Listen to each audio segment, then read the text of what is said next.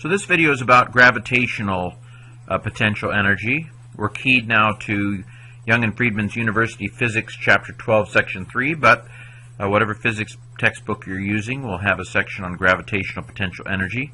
Potential energy, if you remember, is it's not really energy, but like if you hold a rock at a certain height, if you let go of the rock, suddenly it gets kinetic energy. It begins to move.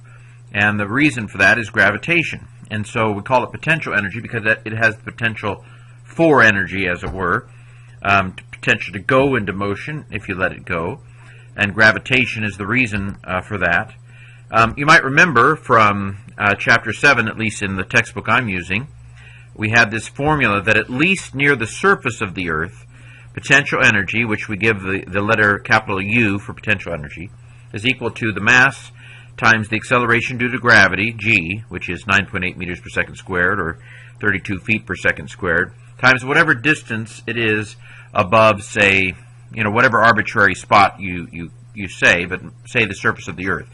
So if something's 10 meters above the surface of the Earth, you could say y equals 10, g equals 9.8, m equals whatever the mass is, and that's the potential energy that object has if you drop it from 10 meters up. That's old stuff. Now we're in a position, though, to talk about the potential energy of something that might be, say, a mile up from the Earth, where g is not exactly the same as it is on the surface of the Earth.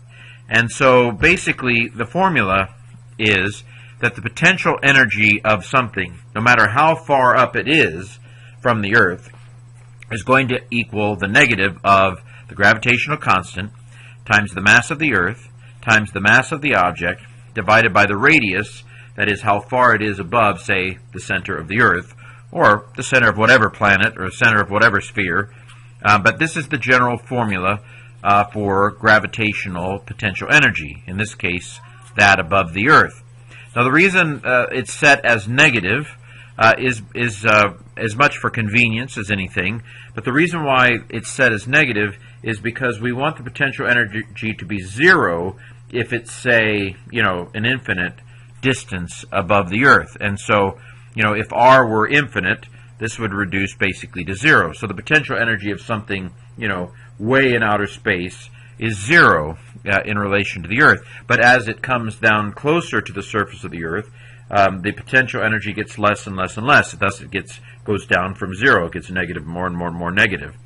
So that's the reason why they've defined it as negative. Of course, you could use the surface of the Earth as the the reference point, but then it would get more complicated. So this is just the way they do it to keep it simple, and that is to put a negative on it. Well, if your brain is full, you might just skip to the third slide, but we can, and this, by the way, this is called gravitational potential energy. We can actually derive this equation using the stuff that we've already learned and some calculus. So the work to lift something through a distance, you might remember from Chapter 6, I think it is, that work equals force times distance. Basically, and if the force varies, as it does with gravity changing, we're going to say that the work due to gravitation is the integral, that is the sum of all the individual forces at each point along every little bit of distance. So dr represents every little infinitesimal change in distance, and the force is basically the force to push it up. R1 and R2, R1 is basically where it starts, and R2 is where it ends, radius again. So we know what the force of gravity is. The force of gravity is, as we just showed on the in previous videos, that's the negative of the gravitational constant times the mass of the Earth times the mass all over r squared. So we're going to take the integral of that, and it's going to tell us basically if it takes that much work to get it at a certain height, then the potential energy is basically going to be the end point of that. Okay, so let's take the integral of this.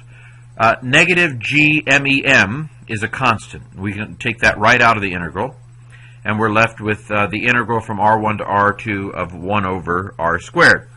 Well, if you remember your integral calculus, r squared is basically r to the negative 2 power. And when you're integrating something to a power, you go one number up. Well, one number up from negative 2 is negative 1. And so the integral of that is going to be r to the negative 1, which is 1 over r. And so we're left with, so then we plug in r2 minus r1, and we end up with the constant over r2 minus the constant over r1. Okay? So, since that's to get it to a certain height, once it's up there, the potential energy is just going to be the second one, which we're going to just call r, the radius, wherever it is, whatever height it is from the center of the Earth. So that's the derivation of the formula from the previous slide. One more thing, though, and this is interesting, and that is we can use this notion of kinetic and potential energy to figure out what the escape velocity or escape speed, let's say, needs to be for an object to leave the atmosphere of the Earth or any planet. What is V1? Basically, we're looking for the initial velocity that we need in order to be able to break free of the gravitational pull of the Earth. So what we do is we want to use up every bit of kinetic energy to break free, right? We don't want any left over. So we're going to say that the end point kinetic energy is going to be 0, because we're going to use all of that energy up in fighting gravity, so to speak. And then the potential energy, because we'll be out of the Earth's atmosphere, is going to be 0 as well. So K2 and U2 are both going to be 0. K1 is our good old 1/2 mv squared, where v is the initial velocity. And then the potential energy, as we just showed, is the negative of g MEM if it's the Earth, or MMM if it's Mars, or MSM if it's Saturn, but basically the mass of the body times the mass of the object we're trying to break free, all over the radius of whatever the body is. Radius of the Earth, radius of Mars, radius of Saturn, and so forth.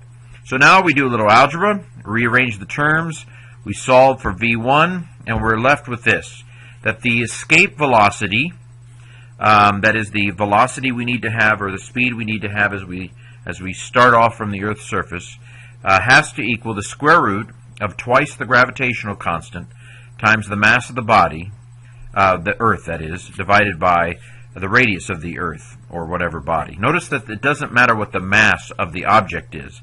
It takes the same, basically that velocity, as long as the velocity is right, doesn't matter what the mass of the particular body is. So there you have a formula. If you want to go into outer space, you just have to find some rocket that can launch you at that particular velocity.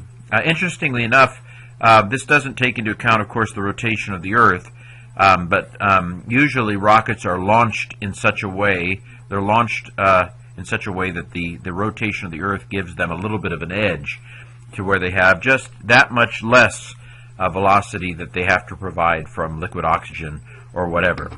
So there you have it, gravitational potential energy leading to the escape speed we need to leave the Earth.